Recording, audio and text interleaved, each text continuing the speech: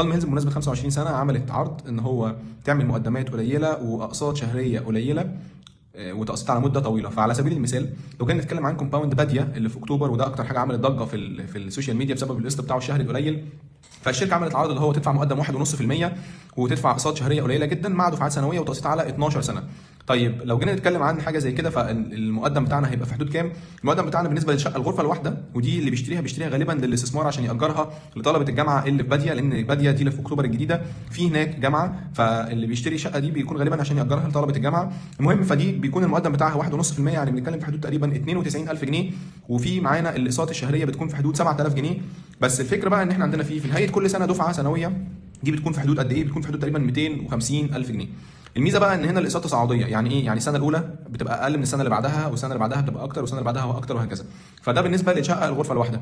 اما بالنسبه لو جينا نتكلم عن حاجه زي التجمع على سبيل المثال، فانت عندك في التجمع لو هنقول شقه غرفتين، فالشقه الغرفتين بتدفع مقدم بيكون في حدود تقريبا 430,000 جنيه، وتدفع الاقساط اللي هي بتكون الاقساط الشهريه في حدود تقريبا قد ايه؟ في حدود 26,000 جنيه كل شهر. بس في نهايه السنه بيبقى عندك دفعه سنويه بتبدا معاك من اول كام؟ من 760,000 جنيه في نهايه السنه، والارقام دي بتزيد كل سنه عن السنه اللي قبلها. لو مهتم بتفاصيل اكتر ابعت لنا وهنبعت لك كل التفاصيل عشان لازم نحجز بسرعه، لان مفيش وقت لو انت مهتم بالعرض ده.